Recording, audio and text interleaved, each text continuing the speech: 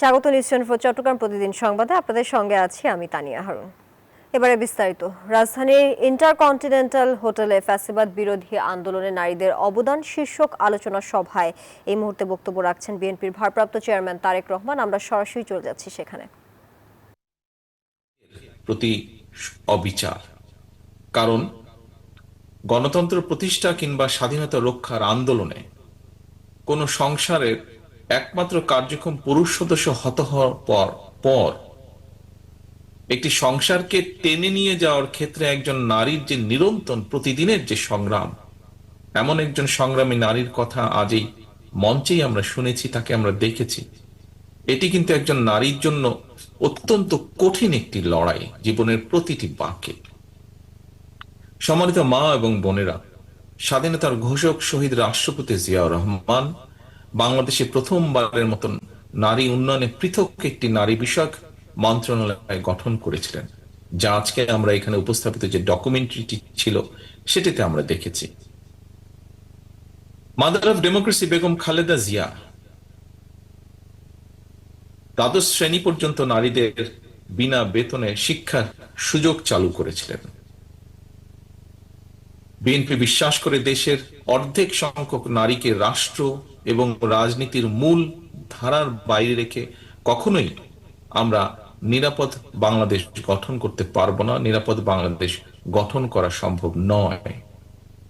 নারী শক্তিকে কর্ম পরিকল্পনার বাইরে রেখে কখনোই কোনো রাষ্ট্রই, শুধু বাংলাদেশ নয়, কোনো রাষ্ট্রই এগিয়ে যেতে পারে না। এবং সে কারণেই নারী শক্তিকে প্রাধান্য দিয়ে দেশের অর্ধেক সংখ্যক নারীদের নিরাপত্তা নিশ্চিত, তাদের আশা আকাঙ্ক্ষাকে ধারণ করে বিএনপি আগামী দিনের সকল কর্মপরিকল্পনাগুলোকে সাজিয়েছে বা গ্রহণ করছে। প্রিয় উপস্থিতিবৃন্দ, গ্লোবালাইজেশনের এই সময় শুধু বাংলাদেশের ভূখণ্ডেই নয়, বিশ্বের সব দেশে নারীদের জন্য শিক্ষা, চাকরি, ব্যবসা সহ সকল সম্ভাবনার দ্বার কিন্তু উন্মুক্ত। শুধু নারী পুরুষ ভেদাভেদ না করে সবাইকে শিক্ষা দীক্ষায় কমপক্ষে কর্মদক্ষ করে গড়ে তোলা প্রয়োজন অত্যন্ত ভাবে, যদি আমরা দেশকে সামনের দিকে এগিয়ে নিয়ে যেতে চাই। ব্যক্তিগতভাবে আমি মনে করি, বিশেষ করে নারীদেরকে শিক্ষা দানে এবং অর্থনৈতিকভাবে স্বাবলম্বী যদি করা যায়, স্বাবলম্বী করা গেলে নারীর প্রতি বৈষম্য লোপের পাশাপাশি অর্থনৈতিক টানাপোড়েনকে কেন্দ্র করে পারিবারিক সহিংসতাও রোধ করবে বা রোধ করার ক্ষেত্রে ভূমিকা রাখবে। এবং সে কারণেই, সেই লক্ষ্যেই আমাদের স্লোগান ক্ষমতায়িত নারী শক্তি পরিবারের মুক্তি। এই কারণেই বিএনপির নীতি মানবিক মূল্যবোধে উজ্জীবিত দক্ষ জনশক্তি তৈরির রাজনীতি, নিরাপদ কর্ম পরিবেশ এবং নতুন কর্মসংস্থান সৃষ্টির রাজনীতি। সম্মানিত মা বোনেরা, যদি তুলনামূলক বিচারে দেশে নারী প্রধান পরিবারের সংখ্যা বাড়ছে, তবে দেশের অর্ধেক নারীর মধ্যে অর্থনৈতিক স্বাবলম্বিতার বিচারে নারীরা কিন্তু এখনো অনেক পিছিয়ে আছে। বাংলাদেশের প্রেক্ষাপটে নারীদের অর্থনৈতিক স্বাবলম্বিতা অর্জনের জন্য বিএনপি ইতিমধ্যে সুনির্দিষ্ট বেশ কিছু পরিকল্পনা গ্রহণ করেছে। বাংলাদেশে আমরা যদি একটু খেয়াল করে দেখি, আপনাদের নিশ্চয়ই অনেকেরই ধারণা আছে, বাংলাদেশে পরিবার হিসাবে যদি আমরা চিন্তা করি, তাহলে পরিবারের সংখ্যা প্রায় 4 কোটি। এর মধ্যে অর্থনৈতিকভাবে পিছিয়ে থাকা পরিবারগুলোর মধ্যে থেকে আমরা যেটা পরিকল্পনা করছি, যেটি আমরা প্ল্যান করছি সামনের দিনগুলোতে আমরা সুযোগ আসলে ইমপ্লিমেন্ট করা, যে প্রথম পর্যায়ে পরিবারগুলো যে আছে, এর থেকে প্রথম পর্যায়ে কমপক্ষে 50 লক্ষ প্রান্তিক পর্যায়ের যে পরিবার, তাদের কাছে আমরা ফ্যামিলি কার্ড চালুর পরিকল্পনা আমাদের রয়েছে।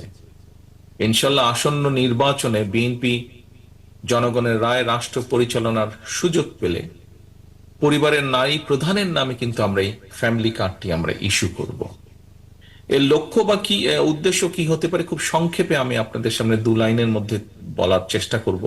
সেটি হচ্ছে, প্রান্তিক পরিবারগুলোকে প্রতি মাসে রাষ্ট্রীয়ভাবে আর্থিক অথবা প্রয়োজনীয় খাদ্য সহায়তা প্রদান করা হবে।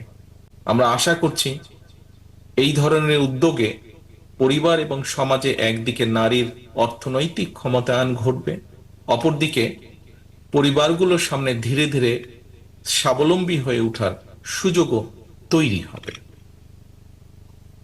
প্রিয় মা ও বোনেরা, বিগত ১.৫ দশকেরও বেশি সময় ধরে ফ্যাসিবাদ বিরোধী আন্দোলনের সময় অনেক মা তার প্রিয় সন্তান হারিয়েছেন। আমার মাও তার এক সন্তানকে হারিয়েছেন আপনাদেরই মতন। বহু স্ত্রী তার প্রিয়তম স্বামীকে হারিয়েছেন, বোন তার ভাইকে হারিয়েছেন। অনেক মা বোন নির্যাতিত নিপীড়িত হয়েছেন। অনেক পরিবারের পারিবারিক বন্ধন ছিন্ন বিচ্ছিন্ন হয়ে গিয়েছে। হাজারো শহীদ আর স্বজন হারানোর অসংখ্য মা বোনের আর্তনাদে শেষ পর্যন্ত ফ্যাসিবাদ অবসানের পর আমাদের সবার সামনে শিশু, নারী, পুরুষ, ধর্ম, বর্ণ নির্বিশেষে একটি মানবিক বাংলাদেশ গঠনের সুযোগ সামনে এসেছে, যা আজ এই মঞ্চেও বিভিন্ন বক্তা তুলে ধরেছেন। প্রিয় উপস্থিতিবৃন্দ, সম্মানিত মা বোনেরা, নারী সমাজের সম্মানিত সদস্যবৃন্দ, এই যে যেই সুযোগটি এসছে আমাদের সামনে, এই সুযোগকে কাজে লাগিয়ে শহীদদের কাঙ্ক্ষিত বাংলাদেশ গঠনের জন্য আমি দৃঢ়ভাবে বিশ্বাস করি আগামী দিন নারীদের ভূমিকা অত্যন্ত গুরুত্বপূর্ণ। আরেকটি দাবি এসেছে, সেই দাবির সাথে আমি একমত। যে কথাটি আমি আপনাদের সামনে তুলে ধরবো বলে নিজেই ঠিক করে রেখেছিলাম। একজন মায়ের চোখে যেমন বাংলাদেশ হওয়া দরকার, তেমন একটি বাংলাদেশ প্রতিষ্ঠা করতে চাইলে, সম্মানিত উপস্থিতিবৃন্দ, আগামী জাতীয় নির্বাচন দেশের প্রতিটি নাগরিকের জন্য অত্যন্ত গুরুত্বপূর্ণ। দেশে যাতে আর কোনোভাবেই আর কোনোদিন ফ্যাসিবাদ, উগ্রবাদ, চরমপন্থা মাথা চাড়া দিয়ে উঠতে না পারে, এই ব্যাপারে বিশেষ করে নারী সমাজকে অত্যন্ত সতর্ক এবং সজাগ থাকতে হবে। এবং সতর্ক এবং সজাগ থাকার জন্য আমি সমগ্র বাংলাদেশের মা বোনদেরকে আহ্বান জানাই। আমি দেশের গণতান্ত্রিক আমি জনগণকে আবারও আহ্বান জানিয়ে বলতে চাই, নারী, পুরুষ, শিশু, ধর্ম, বর্ণ নির্বিশেষে সবার জন্য শহীদদের কাঙ্ক্ষিত একটি ইনসাফ ভিত্তিক গণতান্ত্রিক নিরাপদ বাংলাদেশ প্রতিষ্ঠার মাধ্যমে শহীদদের আত্মত্যাগের প্রতি সম্মান জানানোর জন্য আমরা ঐক্যবদ্ধ থাকি। সবার জন্য একটি নিরাপদ, একটি গণতান্ত্রিক মানবিক বাংলাদেশ প্রতিষ্ঠার চলমান অভিযাত্রায় অতীতের মতো আগামী দিনেও আমরা আমাদের মা বোনদের সক্রিয় অংশগ্রহণ এবং সমর্থন আশা করি দৃঢ়ভাবে। পরিশেষে আমি আল্লাহর দরবারে সকল শহীদদের আত্মার মাগফিরাত কামনা করছি এবং আহতদের দ্রুত আরোগ্য কামনা করছি।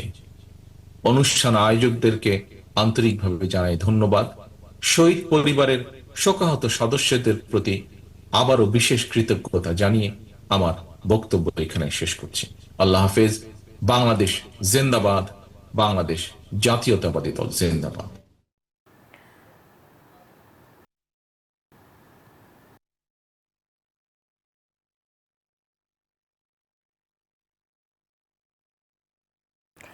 দর্শক, বক্তব্য রাখছিলেন বিএনপির ভারপ্রাপ্ত চেয়ারম্যান তারেক রহমান। আমরা যুক্ত ছিলাম সেখানে। চট্টগ্রাম প্রতিদিন সংবাদে এ পর্যায়ে বিরতি নিচ্ছি, সাথেই থাকুন। স্বাগত আরেকবার, দেখছেন নিউজ 24 চট্টগ্রাম প্রতিদিন সংবাদ।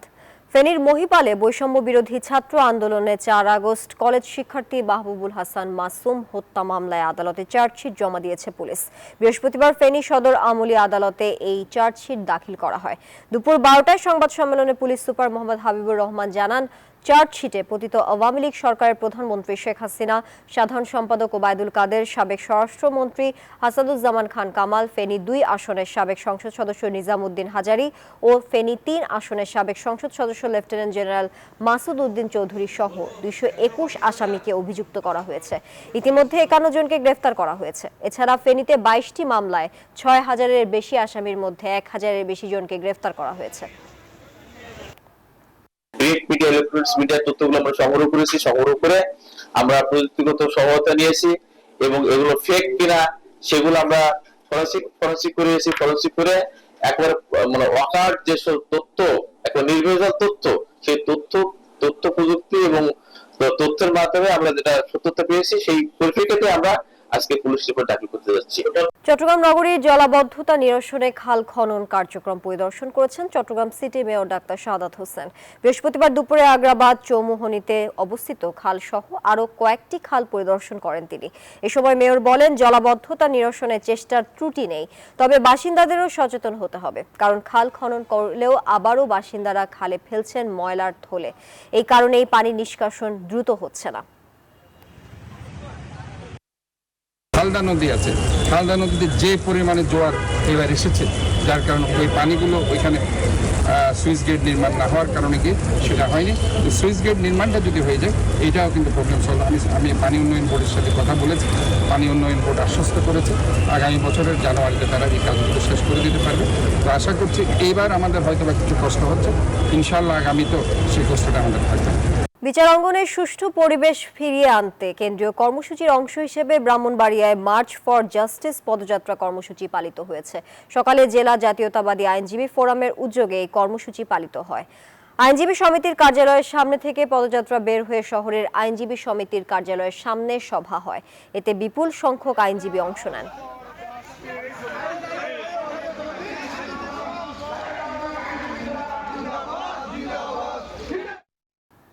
খাগড়াছড়ি পৌরসভার 2025-26 অর্থ বছরের 15,02,01,000 টাকার উন্মুক্ত বাজেট ঘোষণা করা হয়েছে। বৃহস্পতিবার বিকেলে পৌরসভা সম্মেলন কক্ষে পৌর প্রশাসক নাজমুন আরা সুলতানা এই বাজেট ঘোষণা করেন। বাজেটে রাজস্ব আয় দেখানো হয়েছে 13,57,97,000 টাকা, আর ব্যয় দেখানো হয়েছে 13,57,97,000 টাকা। এছাড়া বাজেটে সর্বোচ্চ ব্যয় স্বাস্থ্য খাতে ও সর্বনিম্ন ব্যয় টেলিফোন ও ওয়াইফাই বিল দেখানো হয়েছে। তবে বাজেটে নতুন করে কোনো কর আরোপ করা হয়নি।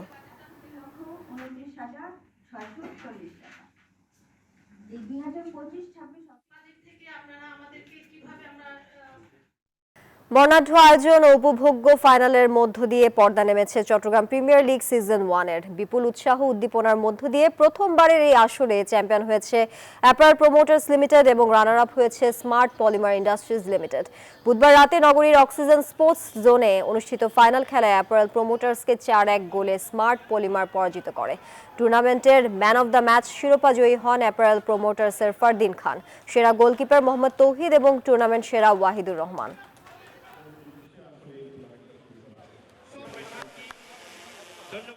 টানা বৃষ্টি ও পাহাড়ি ঢলে রাঙামাটি কাপ্তাই হ্রদের পানি বেড়েছে, এতে ডুবে গেছে ঝুলন্ত সেতু।